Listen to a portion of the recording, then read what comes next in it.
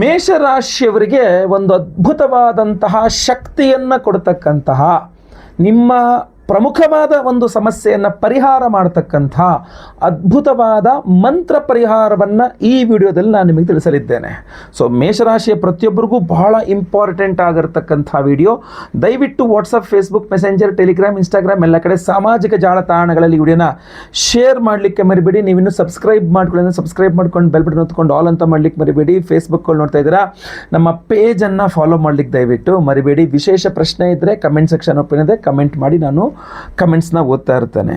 ನೋಡಿ, ನೀವು ಮೇಷರಾಶಿಯವರಾಗಿದ್ದು ನಿಮಗೆ ಬಹಳ ಕೆಟ್ಟ ಕನಸುಗಳೇನಾದ್ರು ಬೀಳ್ತಾ ಇದ್ದರೆ, ಅಂದರೆ ಮಲ್ಕೊಂಡ್ರೆ ಯಾಕೋ ಗೊತ್ತಿಲ್ಲ ಕೂಡ ಸಿಕ್ಕಾಟ ಕೆಟ್ಟ ಕನಸು ಬೀಳ್ತಾ ಇರ್ತದೆ. ನಾನೇನೋ ಜಾಗ ಸರಿ ಇಲ್ಲ ಅಂದ್ಕೊಂಡೆ, ಬೇರೆ ಚೇಂಜ್ ಮಾಡಿದೆ, ಮತ್ತೊಂದೇನೋ ಮಾಡಿದೆ, ಬೇರೆ ಕಡೆ ಹೋಗಿ ಮಲ್ಕೊಂಡೆ, ಏನೇನೋ ಮಾಡಿದೆ, ಏನು ಮಾಡಿದ್ರು ನನಗೆ ಮಲ್ಕೊಂಡಾಗ ಕೆಟ್ಟ ಕನಸು ತುಂಬ ಬೀಳ್ತಾ ಇದೆ, ಬೆಚ್ಚಿ ಬೀಳುವಂಗೆ ಆಗ್ತಾ ಇದೆ. ಆ ಕೆಟ್ಟ ಕನಸು ದುಸ್ವಪ್ನಗಳು ಅಂತ ಹೇಳ್ತೀವಿ.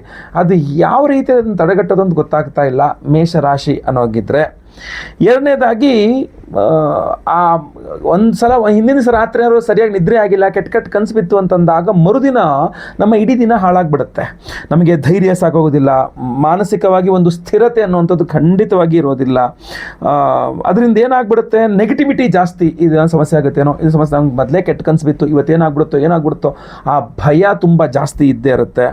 ಹಾಗೂ ಬಹಳ ಮುಖ್ಯವಾಗಿ ನೆಗೆಟಿವಿಟಿನೇ ನಿಮಗೆ, ಅಂದರೆ ಏನು ಮಾಡಿದ್ರೆ ಪರಿಹಾರ ಮಾಡಬೇಕು ಅನ್ನುವಂಥದ್ದು ದೊಡ್ಡ ಚಿಂತೆ ಆಗಿಬಿಡುತ್ತೆ.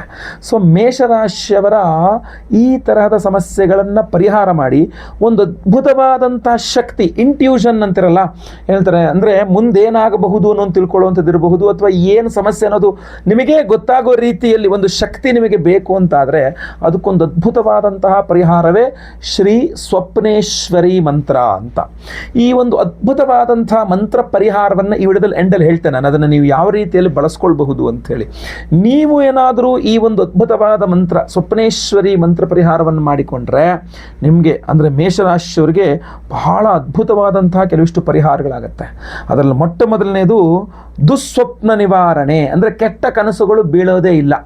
ಯಾವ ಮೇಷರಾಶಿಯವರು ಸ್ವಪ್ನೇಶ್ವರಿ ದೇವಿ ಆರಾಧನೆ ಮಾಡ್ತಾರೋ ಅವರಿಗೆ ದುಸ್ವಪ್ನಗಳು ಬೀಳೋದಿಲ್ಲ, ಕೆಟ್ಟ ಕನಸುಗಳು ಬೀಳೋದಿಲ್ಲ, ಮನಸ್ಸಿಗೆ ನೆಮ್ಮದಿ, ಶಾಂತಿ ಸಿಗ್ತದೆ, ನಿದ್ರೆಯ ಗುಣಮಟ್ಟ ಹೆಚ್ಚಾಗುತ್ತೆ. ಒಳ್ಳೆ ನಿದ್ರೆ ಮಾಡಿದ್ರೆ ನೆಕ್ಸ್ಟ್ ಡೇ ಮಾರ್ನಿಂಗ್ ಎದ್ದಾಗ ನಿಮಗೇನಾಗುತ್ತೆ, ಒಳ್ಳೆ ಫ್ರೆಶ್ ಅಪ್ ಆಗಿರ್ತೀರ, ಎಲ್ಲ ಕೆಲಸ ತುಂಬ ಚೆನ್ನಾಗಿ ನಡೆಸ್ಕೊಂಡು ಹೋಗ್ತೀರಾ. ಯಾವ ನಿದ್ರೆ ಎಡವಟ್ಟಾಗುತ್ತೋ ಎಲ್ಲ ಎಡವಟ್ಟಾಗುತ್ತೆ. ಸೊ ಸ್ವಪ್ನೇಶ್ವರಿ ಮಂತ್ರದಿಂದ ನಿಮಗೆ ಒತ್ತಡಗಳು ಕಡಿಮೆ ಆಗುತ್ತೆ, ಒಳ್ಳೆ ನಿದ್ರೆ ಬರುತ್ತೆ, ಮಾನಸಿಕ ಒತ್ತಡಗಳು ಕಡಿಮೆ ಆಗುತ್ತೆ, ನಿರ್ಧಾರ ತೆಗೆದುಕೊಳ್ಳುವಂಥ ಶಕ್ತಿ ವೃದ್ಧಿ ಆಗುತ್ತೆ. ಜೊತೆಗೆ ನಿಮ್ಮ ಕೋಪ ನಿಯಂತ್ರಣಕ್ಕೆ ಬಂದ್ಬಿಡುತ್ತೆ. ಸಿಟ್ಟು, ಮೇಷರಾಶಿಯವರಿಗೆ ರಾಷ್ಟ್ರಾಧಿಪತಿಯ ಕುಜ, ಅದರಿಂದ ಸಿಟ್ಟು ಜಾಸ್ತಿ. ಸೊ ಅದರಿಂದ ಏನಾಗ್ಬಿಡುತ್ತೆ, ನಿಮಗೆ ಕೋಪ ಜಾಸ್ತಿ ಬರುತ್ತೆ. ಆ ಕೋಪವನ್ನು ಕಂಟ್ರೋಲ್ ಮಾಡ್ಕೊಳ್ಳೋಕೆ ನಿದ್ರೆ ಇಲ್ಲ, ನಾನು ಮಾತಾಡ್ಸ್ಬೇಡ, ನಂಗೆ ಸಿಟ್ಟು ಬರ್ತಾ ಇದೆ ಅಂತ ಬೈತಿರಲ್ಲ ನೀವು, ರಾತ್ರಿ ಸರಿಯಾಗಿ ನಿದ್ದೆ ಆಗಿಲ್ಲ, ನಂಗೆ ತುಂಬ ಟೆನ್ಷನ್ ಆಗಿ ಇದು ಮಾಡಬೇಡ ಅಂತೇಳಿ. ಸೊ ಈ ಥರದ ವಿಚಾರಗಳು ತುಂಬ ಸಿಟ್ಟನ್ನು ಕಡಿಮೆ ಮಾಡ್ತಕ್ಕಂಥದ್ದಕ್ಕೆ ಸ್ವಪ್ನೇಶ್ವರಿ ಮಂತ್ರ ನಿಮಗೆ ತುಂಬ ಒಳ್ಳೆಯ ಅದ್ಭುತ ಪರಿಹಾರ ಕೊಡುತ್ತೆ. ಬಹಳ ಮುಖ್ಯವಾಗಿ ಏನು ಗೊತ್ತಾ, ಯಾವ ಮೇಷರಾಶಿಯವರು ಸ್ವಪ್ನೇಶ್ವರಿ ಆರಾಧನೆ ಮಾಡಿ ಆ ಪ್ರಸಾದ ಧಾರಣೆ ಮಾಡ್ಕೊಳ್ತಾರೋ ಅವರಿಗೆ ಇಂಟ್ಯೂಷನ್ ಪವರ್ ಜಾಸ್ತಿ ಆಗುತ್ತೆ. ಅಂದರೆ ಒಂದು ಪ್ರೇರಣೆ ಥರ, ಅಂತಃ ಪ್ರೇರಣೆ ಥರ ಒಂದು ಅದ್ಭುತವಾದ ಶಕ್ತಿ ಬರ್ತದೆ. ಏನಂದ್ರೆ ಗೊತ್ತಾ, ಭವಿಷ್ಯದ ಸೂಚನೆಗಳು ಕನಸಿನಲ್ಲಿ ಬಂದ್ಬಿಡುತ್ತೆ ಅಂತ. ಮುಂದೇನಾಗಬಹುದು, ನಾಳೆ ಏನಾಗಬಹುದು, ನಾಳೆ ಏನಾಗುತ್ತೆ, ಮುಂದಿನ ದಿನಗಳಲ್ಲಿ ಏನೇನಾಗಬಹುದು, ಇದೆಲ್ಲ ಕನಸಿನಲ್ಲಿ ಬಂದ್ಬಿಡುತ್ತೆ. ಅಷ್ಟೇ ಅಲ್ಲ, ಸ್ವಪ್ನೇಶ್ವರಿ ಹೋಮವನ್ನು ಅಥವಾ ಸ್ವಪ್ನೇಶ್ವರಿ ಪ್ರಸಾದವನ್ನು ಧಾರಣೆ ಮಾಡೋದು, ಆ ವಿಶೇಷವಾದ ಪ್ರಸಾದ ಧಾರಣೆ ಒಂದು ವಿಶೇಷ ವಿಧಾನ ಇದೆ. ಅದರಲ್ಲಿ ಮಾಡಿಕೊಂಡ್ರೆ ಯಾರಾದರೂ ಮಾಟ ಮಂತ್ರ ಕೃತ್ರಿಮಾದಿಗಳು ಮಾಡಿದ್ರೂ ಕೂಡ ಅದು ನಿಮಗೆ ಗೋಚರ ಆಗಿಬಿಡುತ್ತೆ. ಅದು ಯಾರು ಮಾಡಿದ್ದಾರೆ ಅನ್ನುವಂಥದ್ದು ಸಹ ಬಹಳಷ್ಟು ಕೇಸಸ್ಗಳಲ್ಲಿ ಯಾರು ಮಾಡಿದ್ದಾರೆ ಅನ್ನೋದು ಕೂಡ ಗೊತ್ತಾಗ್ಬಿಟ್ಟಿದೆ ಅವರಿಗೆ, ಎಲ್ಲಿ ಮಾಡಿದ್ದಾರೆ, ಹೇಗೆ ಮಾಡ್ತಾ ಇದ್ದಾರೆ ಅನ್ನೋದು ಕೂಡ ಗೊತ್ತಾಗ್ಬಿಡುತ್ತೆ. ಅಷ್ಟು ಅದ್ಭುತವಾದ ಶಕ್ತಿ ಸ್ವಪ್ನೇಶ್ವರಿ ದೇವಿಯಲ್ಲಿದೆ. ಅದನ್ನು ಆರಾಧನೆ ಮಾಡ್ಕೊಂಡು ನೀವು ಪಡೆದುಕೊಳ್ಬೇಕಷ್ಟೆ.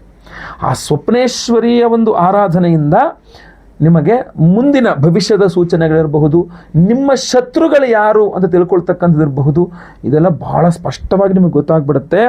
ಒಳ್ಳೆಯ ಅನುಭವ ಆಗುತ್ತೆ ಇದರಿಂದ. ಓಹೋ, ಯಾರ ಜೊತೆಗೆ ನಾನು ಮುಂದೆ ಏನಾಗಬಹುದು, ನಾನೇನು ಮಾಡಬೇಕು ನಾನೇನು ಮಾಡಬಾರ್ದು, ಯಾರು ನಿಜವಾದ ಸ್ನೇಹಿತರು, ಯಾರು ನಿಜವಾದ ಶತ್ರುಗಳು ಎಲ್ಲ ಗೊತ್ತಾಗ್ಬಿಡುತ್ತೆ. ನಕಾರಾತ್ಮಕ ಶಕ್ತಿಗಳು ಅಂದರೆ ಈಗ ದೃಷ್ಟಿ ದೋಷ ಇರಬಹುದು, ತುಂಬ ಕೆಟ್ಟದೇನೋ ಒಂದಿಷ್ಟು ಅನುಭವಗಳಾಗುತ್ತಲ್ಲ, ಹೇಳ್ತಾರಲ್ಲ, ಅಯ್ಯೋ ಅದೇನೋ ಒಂದು ಕೆಟ್ಟದ ಅನುಭವ ಆಯಿತು, ಏನಾಗುತ್ತೋ ಏನೋ ಅಂತ ಸೂಚನೆಗಳು ಸಿಗುತ್ತಲ್ಲ, ಸೊ ಅದೆಲ್ಲ ಕಡಿಮೆ ಆಗುತ್ತೆ. ಪಾಸಿಟಿವ್ ಎನರ್ಜಿ ತುಂಬ ಒಂದು ನಮಗೆ ಶರೀರದಲ್ಲಿ ಇನ್ನೂ ಸೂಕ್ಷ್ಮ ಶರೀರ ಅಂತ ಇರುತ್ತೆ, ಅದೆಲ್ಲ ಶುದ್ಧೀಕರಣಗೊಳಿಸ್ತದೆ ಸ್ವಪ್ನೇಶ್ವರಿ. ಇದಕ್ಕೆ ಅದ್ಭುತವಾಗಿ ಮೇಷರಾಶಿಯವರಿಗೆ ಸಿಂಪಲ್ ಆಗಿ ಲಿಸ್ಟ್ ಪರಿಹಾರ, ವಿಶೇಷ ಪರಿಹಾರ ಎರಡೂ ಸಹ ಹೇಳ್ತೇನೆ. ಒಂದು ಧ್ಯಾನ ಇಟ್ಟು ಅಂದರೆ ಆಸಕ್ತಿ ಇಟ್ಟು ಕೇಳಿ ಅದನ್ನು ಅಳವಡಿಸ್ಕೊಳ್ಳಿ, ತುಂಬ ಚೆನ್ನಾಗಿರುತ್ತೆ. ಕೆಟ್ಟ ಕನಸುಗಳು ಬೀಳಬಾರದು ಅಥವಾ ತಕ್ಷಣಕ್ಕೆ ಪರಿಹಾರ ಸಿಗಬೇಕು ಅಂದರೆ ಸಿಂಪಲ್ ಪರಿಹಾರ ನಾನು ಹೇಳ್ತಕ್ಕಂಥದ್ದು ಒಂದಿದೆ, ತುಂಬ ಚೆನ್ನಾಗಿ ವರ್ಕೌಟ್ ಆಗುತ್ತೆ, ಅದು ಕೆಲಸ ಮಾಡುತ್ತದು. ನಿಮಗೆ ರಾತ್ರಿ ಮಲ್ಕೊಂಡಾಗ ಕೆಟ್ಟ ಕನಸು ಬಿತ್ತು, ರಪ್ ಅಂತ ಎಚ್ಚರ ಆಯಿತು ಅಂತ ಅಂದ್ಕೊಳ್ಳಿ. ಭಾಳ ಸಿಂಪಲ್ಲಾಗಿ ನೀವು ಮಾಡಬೇಕಾಗಿರೋದು, ನೀವು ಯಾವ ಕಡೆ ಕಾಲು ಹಾಕ್ಕೊಂಡು ಮಲ್ಕೊಂಡಿದ್ರಲ್ಲ ಆ ಕಡೆ ತಲೆ ಹಾಕ್ಕೊಂಡು ಮಲ್ಕೊಳ್ಳಿ, ಯಾವ ಕಡೆ ತಲೆ ಹಾಕ್ಕೊಂಡು ಮಲ್ಕೊಂಡಿದ್ರಲ್ಲ ಆ ಕಡೆ ಕಾಲು ಹಾಕ್ಕೊಂಡು ಮಲ್ಕೊಳ್ಳಿ. ಉಲ್ಟಾ ನೀವು ಏನು ಮಲ್ಕೊಂಡಿದ್ರೋ, ಈಗ ಪೂರ್ವಕ್ಕೆ ತಲೆ ಹಾಕಿ ಪಶ್ಚಿಮಕ್ಕೆ ಕಾಲು ಹಾಕೊಂಡು ಮಲ್ಕೊಂಡಿದ್ರಿ, ರಪ್ ಅಂತ ಎಚ್ಚರಾದಿ ಭಯಕ್ಕೆ ಆಗ್ತಾ ಇದೆಯಾ, ಪಶ್ಚಿಮಕ್ಕೆ ತಲೆ ಹಾಕ್ಕೊಂಡು ಪೂರ್ವಕ್ಕೆ ಕಾಲು ಹಾಕೊಂಡು ಮಲ್ಕೊಂಬಿಟ್ರೆ ಆಗೋಯ್ತು. ಜಸ್ಟ್ ಸಿಂಪಲ್ ವರ್ಷ ಮಲ್ಕೊಂಬಿಟ್ರೆ ಆಗೋಯ್ತು. ಇದು ತುಂಬ ಚೆನ್ನಾಗಿ ಕೆಲಸ ಮಾಡುತ್ತೆ, ನೀವು ಟ್ರೈ ಮಾಡಿ ನೋಡಿ. ಯಾವಾಗ ಕೆಟ್ಟ ಕನಸು ಬಿದ್ದು ಬೆಚ್ಚ ಬಿದ್ದಿದ್ದಾಗಾದರೂ ಇದೊಂದು ಸಿಂಪಲ್ಲಾಗಿ ಟ್ರೈ ಮಾಡಿ. ಮೊದಲನೇದು. ಎರಡನೇ ಸಿಂಪಲ್ ಪರಿಹಾರ, ಯಾವಾಗಲೂ ಸಹ ಮನೆ ಒಳಗಡೆ ನೀವೇನು ಬೆಳಗ್ಗೆ ಕೆಲಸಕ್ಕೋ ಬಿಸ್ನೆಸ್ಗೋ ಏನಕ್ಕೆ ಒಳಗೆ ಹೋಗ್ತೀರಾ, ಸಂಜೆ ರಾತ್ರಿ ಮನೆ ಒಳಗೆ ಬರ್ತೀರಾ. ಸಂಜೆ ರಾತ್ರಿ ಮನೆ ಒಳಗೆ ಬಂದಾಗ ಸೀದಾ ಮನೆ ಒಳಗೆ ಬಂದುಬಿಡಬಾರ್ದು, ಕೈಕಾಲು ತೊಳ್ಕೊಂಡು ಮನೆ ಒಳಗೆ ಬರಬೇಕು. ಯಾರಿಗೆ ಮನೆ ಒಳಗಡೆ ಕೈಕಾಲು ತೊಳ್ಕೊಂಡು ಮನೆ ಒಳಗಡೆ ಬರುವ ಅವಕಾಶ ಇಲ್ಲ ಅಂಥವ್ರು ಸೀದಾ ಮನೆ ಒಳಗಡೆ ಬಂದಮೇಲೆ ಸೀದಾ ಫಸ್ಟ್ ಬಾತ್ರೂಮ್ಗೆ ಹೋಗ್ಬಿಟ್ಟು ಕೈಕಾಲು ತೊಳ್ಕೊಂಡು ಅಲ್ಲಿ ಒಂದು ನಾಟಿ ಹಸುವಿನ ಗಂಜಲ ಇಟ್ಕೋಬೇಕು ಒಂದು ಸ್ವಲ್ಪ, ಆಯಿತಾ. ಅದೀಗ ನಿಮಗೆ ಯಾವತ್ತಿಗೂ ಹಾಳಾಗದೇ ಇರತಕ್ಕಂಥ ನಾಟಿ ಹಸುವಿನ ಗಂಜಲ ಸಿಗುತ್ತೆ, ಅರ್ಕ ಅಂತ ಹೇಳ್ತಾರೆ, ಗೋಮೂತ್ರ ಅರ್ಕ ಅಂತ.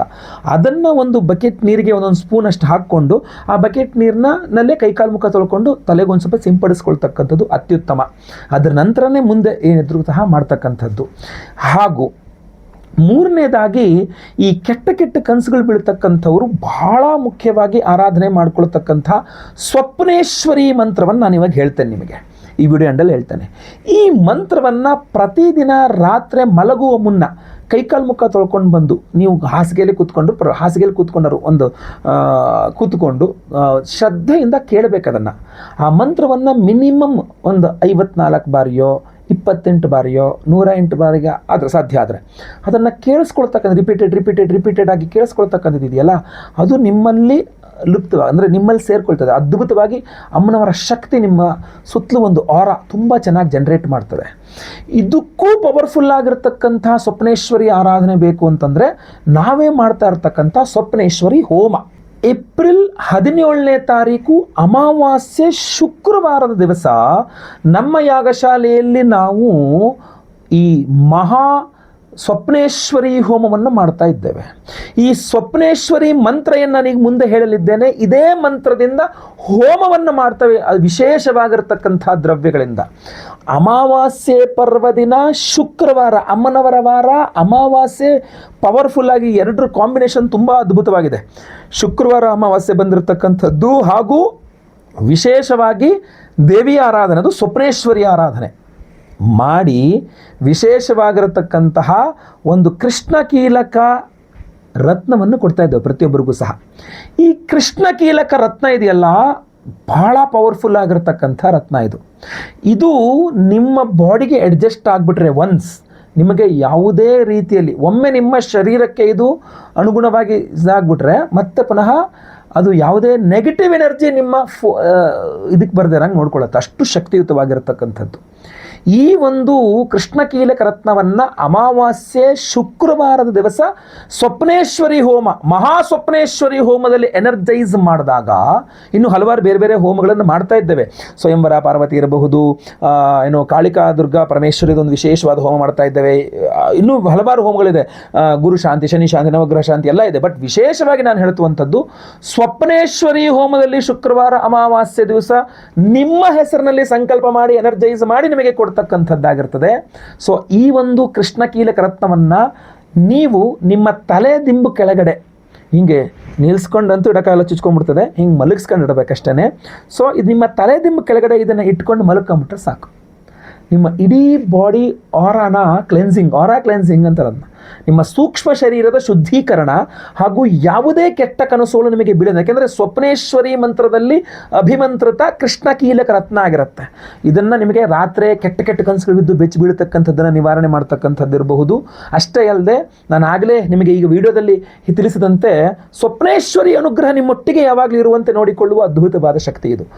ಒಂದು ರೂಲ್ ನೀವು ನೆನ್ಪಿಟ್ಕೊಳ್ಬೇಕು, ಒಬ್ಬರದು ಇನ್ನೊಬ್ಬರು ಎಕ್ಸ್ಚೇಂಜ್ ಮಾಡ್ಕೊಳ್ಬಾರ್ದು. ಒಂದು ರಾತ್ರಿ ನೀವು ಈಗ ಸಂಕಲ್ಪ ಸೇವೆ ಕೊಟ್ಟು ನಿಮ್ಮ ಹೆಸರಿಗೆ ಕೊಟ್ಟು ಇದನ್ನು ನಾನು ನಿಮಗೆ ಕಳಿಸ್ಕೊಡ್ತೇನೆ. ಯಾಕಂದರೆ ಲೈವಲ್ಲಿ ನಿಮ್ಮ ಹೆಸರು ನಾನೇ ಸಂಕಲ್ಪ ಮಾಡ್ತೇನೆ. ಎಲ್ಲ ಹೋಮ ಲೈವ್ ನೋಡ್ತಾರೆ, ಎಲ್ಲ ಹೋಮಗಳ ಭಸ್ಮ, ಕುಂಕುಮಾರ್ಚನೆ, ಕುಂಕುಮ ಪ್ರಸಾದ ಸಹಿತ ಈ ಕೃಷ್ಣ ಕೀಲಕ ರತ್ನವನ್ನು ಕಳಿಸ್ಕೊಡ್ತೇನೆ ನಿಮಗೆ. ಇದನ್ನು ನಿಮಗೆ ಸಿಕ್ಕಿದ ನಂತರ ನೀವು ರಾತ್ರಿ ಮಲಗುವ ಮುನ್ನ ನಿಮ್ಮ ತಲೆದಿಂಬು ಕೆಳಗಡೆ ಇದನ್ನ ಇಟ್ಕೊಂಡು ನೀವು ಮಲ್ಕೊತೀರಾ ಅಂತ ಆದರೆ ಒಂದು ರಾತ್ರಿ ನೀವು ಮಲಗಿದ್ರು ಸಾಕು. ನೆಕ್ಸ್ಟ್ ಡೇಯಿಂದ ನೀವು ಇದನ್ನು ಇನ್ನೊಬ್ರಿಗೆ ಕೊಡುವಂಗಿಲ್ಲ. ಇದನ್ನ ಇಟ್ಕೊಂಡು ನಾನು ಮಲಗಿದ್ದೆ, ನಂಗೆ ಒಳ್ಳೆ ನಿದ್ದೆ ಬಂತು, ಎಲ್ಲ ಚೆನ್ನಾಗಾಯಿತು, ಅಥವಾ ಕನಸಲ್ಲೆಲ್ಲ ಚೆನ್ನಾಗಿದಾಯಿತು, ಹಂಗೆ ಹಿಂಗಾಯಿತು ಅಂತ ಹೇಳ್ಬಿಟ್ಟು ಹೆಂಡತಿ ಗಂಡಂಗೆ ಕೊಟ್ಲು, ಗಂಡ ಹೆಂಡತಿಗೆ ಕೊಟ್ಟ, ಇಬ್ಬರು ಸೇರಿ ಮಕ್ಕಳಿಗೆ ಕೊಟ್ಟರು, ಅಥವಾ ಅಕ್ಕಂಗೆ ಕೊಟ್ಟರು, ಅಣ್ಣಂಗೆ ಕೊಟ್ಟರು, ತಂಗಿಗೆ ಕೊಟ್ಟರು, ಅಕ್ಕಂಗೆ ಕೊಟ್ಟರು, ಇಲ್ಲ, ಒಬ್ಬರದು ಇನ್ನೊಬ್ರಿಗೆ ಕೊಡೋಂಗಿಲ್ಲ. ನಿಮ್ಮ ಆರ, ನಿಮ್ಮ ಸೂಕ್ಷ್ಮ ಶರೀರ, ಅದಕ್ಕೆ ಇದು ನಿಮಗೆ ಅಡ್ಜಸ್ಟ್ ಆಯ್ತು ಅಂದ್ರೆ ನಿಮಗೆ ಒಂದು ಸಲ ನೀವು ನಿಮ್ಮ ತಲೆ ಕೆಳಗಡೆ ದಿಂಬಿಟ್ಕೊಂಡು ಮಲ್ಕೊಂಬಿಟ್ಟು ನೀವೇ ಮಾಡ್ಕೋಬೇಕು. ಸೊ ನೀವೇ ಇಟ್ಕೋಬೇಕು, ಅದನ್ನು ಇನ್ನೊಬ್ಬರಿಗೆ ಕೊಡುವಂತಿಲ್ಲ. ಆವಾಗ ದುಸ್ವಪ್ನಗಳು ಹೆಚ್ಚಾಗ್ಬಿಡುತ್ತೆ, ಬೇರೆ ರೀತಿ ಆಗುತ್ತೆ. ಸೊ ಅದರಿಂದ ನೀವು ಇದನ್ನು ಸಂಕಲ್ಪ ಸೇವೆಗೆ ಹೆಸರು ಕೊಟ್ಟಿರಿ. ಸ್ಕ್ರೀನ್ ಮೇಲೆ ಕಾಣುವಂಥ ನಂಬರ್ಗೆ ನಿಮ್ಮ ಹೆಸರು, ಗೋತ್ರ ಗೊತ್ತಿದ್ರೆ, ನಕ್ಷತ್ರ ಗೊತ್ತಿದ್ರೆ, ರಾಶಿ ಗೊತ್ತಿದ್ರೆ ಬೇಗ ವಾಟ್ಸಪ್ ಮಾಡ್ಕೊಳ್ಳಿ. ಇಲ್ಲ ಹೆಸರು ವಿಳಾಸ ಅಷ್ಟೇ ಗೊತ್ತಿದ್ರು ಪರವಾಗಿಲ್ಲ, ವಾಟ್ಸಪ್ ಮಾಡ್ಕೊಳ್ಬಹುದು. ಶುಕ್ರವಾರ ಅಮಾವಾಸ್ಯೆ ದಿವಸ ಬೆಳಗ್ಗೆ ಲೈವಲ್ಲಿ ನಾನೇ ನಿಮ್ಮ ಹೆಸರು ಸಂಕಲ್ಪ ಮಾಡ್ತೇನೆ. ನಿಮ್ಮ ಹೆಸರು ಲೈವಲ್ಲಿ ಸಂಕಲ್ಪ ಆಗೋದು ನೀವು ನೋಡ್ಕೊಳ್ಬಹುದು, ಕೇಳಿಸ್ಕೊಳ್ಬಹುದು. ಇಡೀ ಹೋಮ, ಎಲ್ಲ ಹೋಮಗಳನ್ನು ಲೈವಲ್ಲಿ ನೋಡಬಹುದು. ಹಾಗೂ ಎಲ್ಲ ಹೋಮಗಳ ಭಸ್ಮ, ಕುಂಕುಮಾರ್ಚನೆಯ ಕುಂಕುಮ ಪ್ರಸಾದ ಹಾಗೂ ಈ ಕೃಷ್ಣ ಕೀಲಕ ರತ್ನ ನಿಮಗೆ ಕಳಿಸ್ಕೊಡ್ತೇನೆ. ನಿಮ್ಮ ಕೈಯಲ್ಲಿ ಸ್ಪೀಡ್ ಪೋಸ್ಟಲ್ಲಿ ನಾವು ಕಳಿಸುವಂಥದ್ದು ಸೋಮವಾರ ಕಳಿಸುವಂಥ ಪ್ರಯತ್ನ ಮಾಡ್ತೇವೆ. ಸೊ ಯಾಕಂದರೆ ಶುಕ್ರವಾರ ಆದಮೇಲೆ ಶನಿವಾರ ಭಾನುವಾರ ರಜೆ ಇರ್ತದೆ. ಸೊ ಸೋಮವಾರ ಕಳಿಸ್ಕೊಟ್ರೆ ನಮಗೆ ಅನುಕೂಲ ಅನ್ನೋ ರೀತಿಯಲ್ಲಿ, ಸಾಧ್ಯವಾದರೆ ಮುಂಚೆ, ಇಲ್ಲ ಅಂದರೆ ಸೋಮವಾರ ಅಂತೂ ಕಳಿಸ್ಕೊಟ್ಬಿಡ್ತೇವೆ. ಸೊ ಇದನ್ನು ನಿಮ್ಮ ಕೈ ಸೇರಿದ ನಂತರ ಇದು ನೀವು ನಿಮ್ಮ ತಲೆ ದಿಂಬು ಕೆಳಗಡೆ ಇಟ್ಕೊಂಡು ನಿದ್ರೆ ಮಾಡ್ತಕ್ಕಂಥದ್ದು ಪ್ರತಿ ದಿವಸ. ಇದನ್ನು ನೀವು ರೂಢಿ ಮಾಡಿಟ್ಕೊಂಡ್ಬಿಡಿ ಇದನ್ನು ನೀವೇ. ಇಲ್ಲ ನಿಮ್ಗೆ ಇನ್ನೊಬ್ರಿಗೂ ಬೇಕು, ಮತ್ತೊಬ್ರಿಗೂ ಬೇಕು ಅಂದರೆ ಯಾರ್ಯಾರಿಗೆ ಬೇಕು ನಿಮ್ಮ ಹೆಸರು ಸಂಕಲ್ಪ ಸೇವೆ ಕೊಟ್ಕೊಳ್ಳಿ. ಒಬ್ರದ್ದು ಇನ್ನೊಬ್ರಿಗೆ ಎಕ್ಸ್ಚೇಂಜ್ ಮಾಡ್ಕೊಳ್ಳೋಂಗಿಲ್ಲ, ಒಬ್ರಿಗೆ ಇನ್ನೊಬ್ರಿಗೆ ಕೊಡೋಂಗಿಲ್ಲ. ನಿಮ್ಮದು ನೀವೇ ಇಟ್ಕೊಳ್ಬೇಕು ಇದನ್ನು. ಇದು ನಿಮಗೆ ರಕ್ಷಾ ಕವಚವಾಗಿ ತುಂಬ ಚೆನ್ನಾಗಿ ಕೆಲಸ ಮಾಡಲಿದೆ. ಸ್ಕ್ರೀನ್ ಮೇಲೆ ಕಾಣುವಂಥ ನಂಬರ್ಗೆ ಬೇಗ ನಿಮ್ಮ ವಿವರಗಳನ್ನು ವಾಟ್ಸಪ್ ಮಾಡ್ಕೊಳ್ಳಿ, ಕಾಲ್ ಮಾಡಿ ವಾಟ್ಸಪ್ ಮಾಡಿಕೊಂಡು ವಿವರವನ್ನು ಪಡ್ಕೊಳ್ಳಿ, ಸಂಕಲ್ಪ ಸೇವೆಗೆ ಹೆಸರನ್ನು ಕೊಟ್ಕೊಳ್ಳಿ.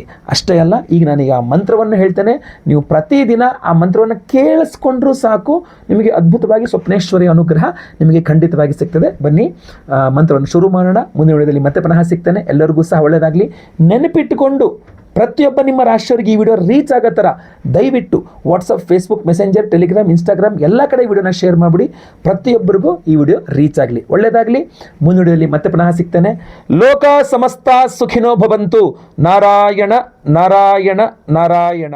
ಓಂ ವರಾಭಯೇ ಪದ್ಮಯುಗಂ ದಧಾನಾಂ ಕರೈಶ್ಚತುರ್ಭಿಃ ಕನಕಾಸನಸ್ಥಾಂ ಪೀತಾಂಬರಾಂ ಶಾರದ ಚಂದ್ರಕಾಂತಿಂ ಸ್ವಪ್ನೇಶ್ವರೀಂ ನೌಮಿ ವಿಭೂಷಣಾಢ್ಯಾಂ. ಓಂ ಶ್ರೀಂ ಸ್ವಪ್ನೇಶ್ವರೀ ಕಾರ್ಯಂ ಮೇ ವದ ಸ್ವಾಹಾ. ಓಂ ಶ್ರೀಂ ಸ್ವಪ್ನೇಶ್ವರೀ ಕಾರ್ಯಂ ಮೇ ವದ ಸ್ವಾಹಾ. ಓಂ ಶ್ರೀಂ ಸ್ವಪ್ನೇಶ್ವರೀ ಕಾರ್ಯಂ ಮೇ ವದ ಸ್ವಾಹಾ.